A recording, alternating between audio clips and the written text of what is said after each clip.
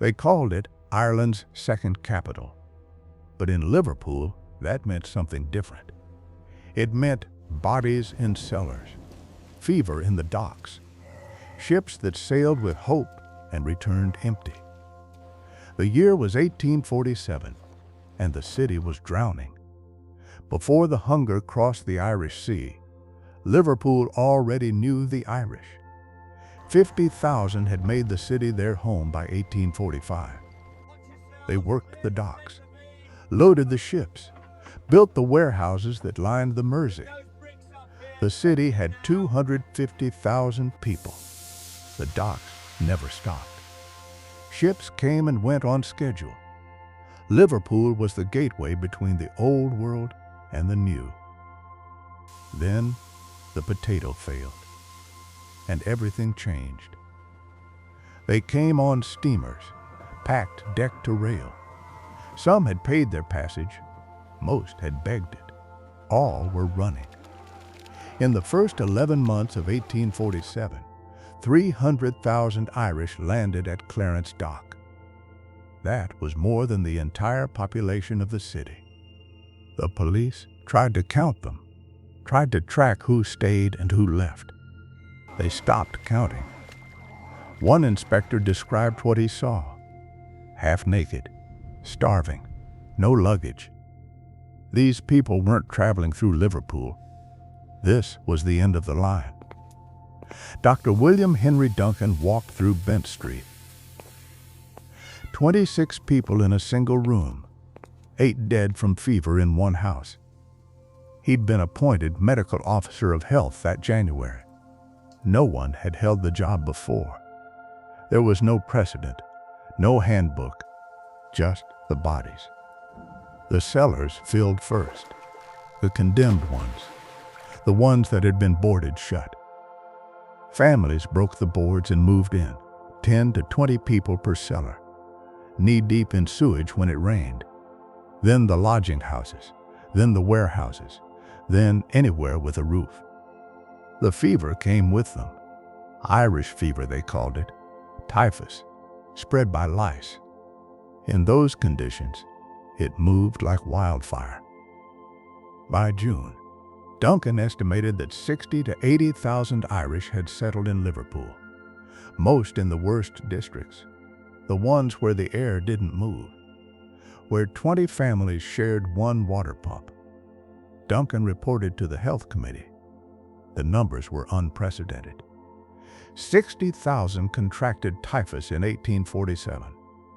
5,845 dead from fever alone. Another 2,589 from dysentery. The city commandeered warehouses near the docks, turned them into emergency hospitals, rented 3 large sheds for the overflow, requisitioned 4 ships as floating hospitals. One nurse wrote home, 88% of the sick under city care were Irish. The Liverpool Mercury published a letter from a local dock worker. His family had lived in the city 3 generations. Now they paid rates for Irish relief. "We have our own poor," he wrote, "the aged, the infirm, the destitute orphan." The city called it a plague. The Irish called it what followed them from home. Most hadn't come to stay. They'd come to leave. 3 out of 4 Irish sailing to America left from Liverpool. But first you had to wait. 1 night, 2, sometimes a week. Time you didn't have money for. Time when you could get sick. Time when someone could rob you. Time when your ship might leave without you. The passage to New York took 40 days by sail.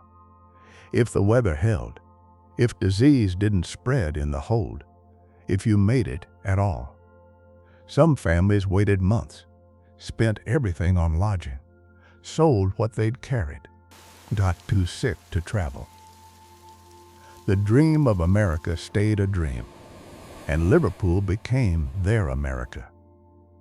The ones who did sail took the fever with them. Captains learned to check for typhus before departure. Doctors boarded at Liverpool, but lice don't show symptoms, and desperation doesn't wait.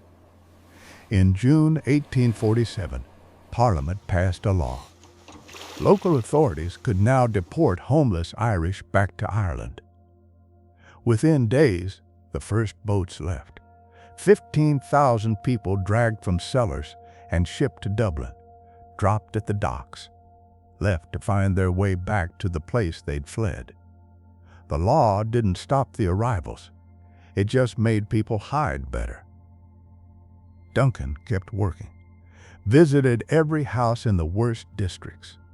3,000 homes cleaned and whitewashed. Not everyone shared his commitment. Some landlords turned families out rather than improve conditions. Others saw profit in misery and packed more people in. The death rate that year was the highest in Liverpool's history. By fall, the numbers slowed, not because Ireland recovered, but because everyone who could leave had already left. The crisis passed, the fever didn't. By 1851, 1 in 4 people in Liverpool had been born in Ireland, 22% of the population, the highest proportion of any British city. They stayed in the same districts: the cellars, the courts, the streets near the docks. By 1849, they made up 40% of some prison populations. By the late 1850s, half the patients in Rainhill Asylum were Irish. The Mercury blamed their circumstances. The Irish blamed their treatment.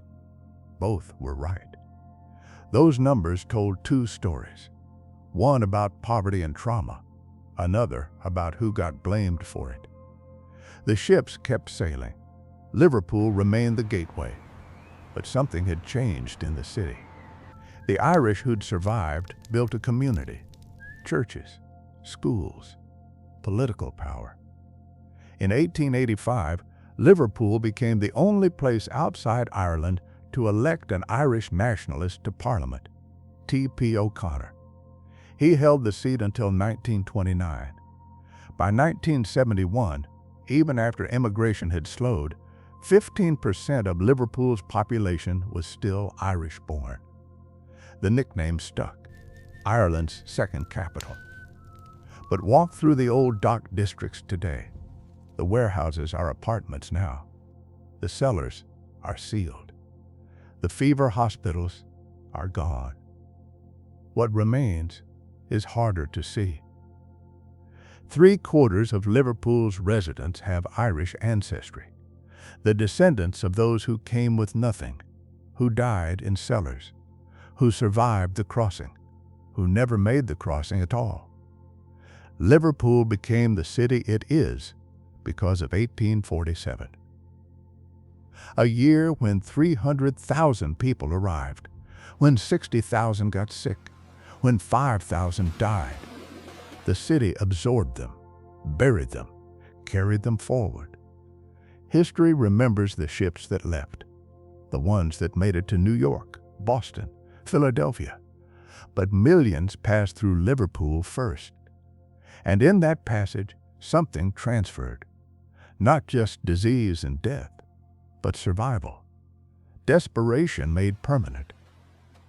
The docks are quieter now. The story isn't.